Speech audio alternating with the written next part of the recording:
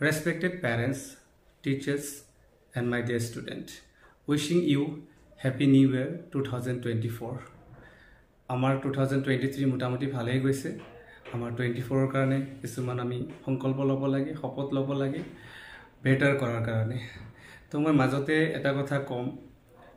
কি হয় শেয়াৰ কৰিলে পজিটিভ বস্তুখিনি এটা পজিটিভ ফিলিংস হয় ৰিয়েলাইজেশন হয় তো আমাৰ কাৰেক্ট কৰাৰ এটা সুবিধা হয় ময়ো কিছুমান মোৰ ফ্ৰেণ্ড সাৰ্কেলৰ পৰা ইনফৰমেশন লওঁ যে কেতিয়া কথা পাতিলে তেওঁলোকে যেতিয়া পজিটিভ বস্তুখিনি শেয়াৰ কৰে তো ৰিয়েলাইজেশন হয় নাই মই এইখিনি তাৰ অলপ বেটাৰ কৰিব লাগিব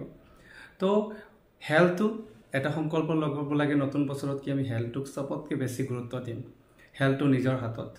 আৰু মনে প্ৰাণে আমি যদি ফিজিক্যাল এক্সাৰসাইজ কৰো উইথ এফেকশন তেতিয়া কি হয় এটা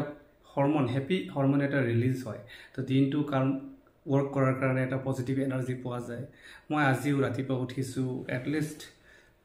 2 hours আজি মই অলপ বেছিকৈ কৰিছো এক্সাৰসাইজটো কি আজি যেহেতু হপত লৈছো কি শৰীৰটো আৰু অলপ বেছিকৈ সময় দিম যাতে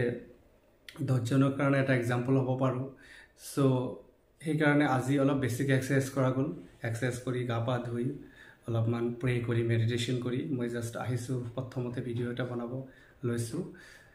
তো এই ভিডিওটোত সবতকে বেছি মই ইম্পৰ্টেন্ট দিম হেলথটো বহুত ইম্পৰ্টেন্ট মোৰ কলিগছ মই দেখিছো যিবিলাক হেলথ ইস্যু হৈছে ইনবেলেন্স হৈ গৈছে লাইফত বাকি ক্ষেত্ৰত সাকসেস হলেও এতিয়া লাহে লাহে কি হয় ডাউন হৈ যাব মনটো মেইন ডিপেন্ড কৰে মনৰ এনাৰ্জিটো মেইনলি হেলথৰ ওপৰত সেকেন্ড আমাৰ কি হয় we have to physically active আমি ফিজিক্যালি শাৰীৰিকভাৱে অ্যাক্টিভ হোৱাটো খুবই দৰকাৰ আৰু আমি হ'ব লাগে মেন্টালি ৰিলেক্স আৰু mental relaxation mental satisfaction is depend on আমি আমাৰ কামটোত কিমান আমি শান্তভাৱে বা সন্তুষ্টভাৱে কৰিব পাৰিছো তো আমাৰ যেটো ওয়াৰ্ক স্টুডেন্টৰ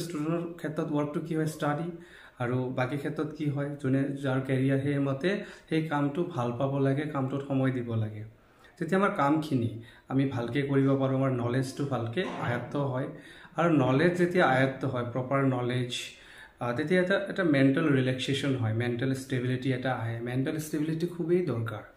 আমি যদি মেন্টালি আনস্টেবল হও মেন্টালি ধৈৰ্যটো না থাকে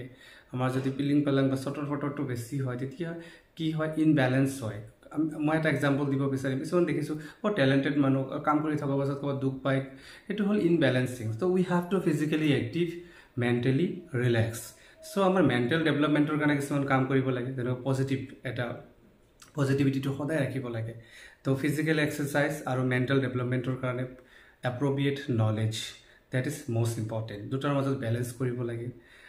ঠিক আছে তো আমি আমাৰ ষ্টুডেন্টখিনিক মই ৰিকুৱেষ্ট কৰিব বিচাৰিছো নতুন বছৰৰ পৰা অলপমান বেটাৰ প্ৰিভিয়াছতকৈ বেটাৰ কৰিবৰ কাৰণে শপত ল'ব লাগে ডিসিপ্লিনটো ডেভেলপ কৰিব লাগে নিজৰ অনুশাসন নিজৰ self development is very much important self motivation is very much important আৰু নিজৰ যিখিনি লিমিটেশন আছে নিজৰ যিখিনি ড্ৰবেক আছে ড্ৰবেকৰ ওপৰত কাম কৰিব লাগে আপোন ভালে জগত ভালে এটো বহুত ডাঙৰ কথা তো নিজক এটা পজিটিভ ষ্টেটত ৰাখিব লাগে আমি বাহিৰা বস্তুত ডিসস্যাটিসফ্যাকশনটো অলপ কমাব লাগে আমি যদি প্ৰত্যেকটা কথা যদি সৰু কথা যদি ডিসস্যাটিসফ্যাকশন ফিল কৰো তে আমাৰ এনাৰ্জিটো তাতে নষ্ট হৈ যায় তাতে আমি লাগি থকা যায় তো আমাৰ কামখিনিত আমি ভালকে গুৰুত্ব দিব নোৱাৰো তো নিজৰ কামখিনিত গুৰুত্ব দিব লাগে আৰু আমাৰ সোসাইটিত আমাৰ কি হয় আমি কি কৰিছো আমাক সেই বস্তুটোত বেছি গুৰুত্ব দিব লাগে আৰু এভয়েড কৰিব লাগে আৰু আমাৰ যেটো কলিগছ হয় বা আমাৰ ফৰ এক্সাম্পল এটা পাৰ্টিকুলাৰ ক্লাছৰ বহুত ধৰণৰ ষ্টুডেন্ট থাকিব বিভিন্ন ধৰণৰ পৰিবেশৰ পৰা ষ্টুডেন্ট থাকিব বিভিন্ন ধৰণৰ মেন্টালিটিৰ পৰা ষ্টুডেন্ট থাকিব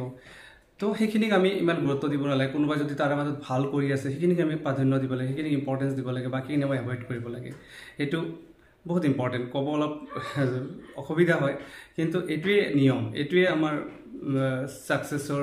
এটা স্টেপ আমি পজিটিভ খিনি গুৰুত্ব দিব লাগে নেগেটিভ খিনি এভয়েড কৰিব লাগে কিন্তু নেগেটিভ খিনি আমি যদি ৰিঅ্যাকশন দিও বা তাতে আমি লাগি থাকো দেন উই ক্যানট গ্ৰো আমাৰ হেতুতে আমি ফাঁসি থাকিম তো মই এখিনিতে ষ্টুডেন্ট খিনি কম নতুন বছৰৰ এটা শপত ল'ব লাগে কি আমি যিকোনো পৰিবেশ আমি ফেস কৰিব লাগে আমি ভাল বেয়া দুটা বুজি পাব লাগে আমি গাৰ্জেন খিনিও কম বেয়া বস্তুখিনিৰ পৰা আপুনি 100% আঁতৰাই ৰাখিব নোৱাৰে মই নিজে গ্ৰাউণ্ডত কাম কৰি আছো নিজে মোৰ বাচ্চাক মই ওপৰত এটা এক্সপেৰিমেন্ট কৰি আছো বেয়া বস্তুৰ পৰা আমি আঁতৰাব 100% নোৱাৰো কিন্তু বাচ্চাটোৱে বেয়া বস্তু ভাল বস্তু দুটা বুজি পাব লাগিব আৰু বুজি শুনি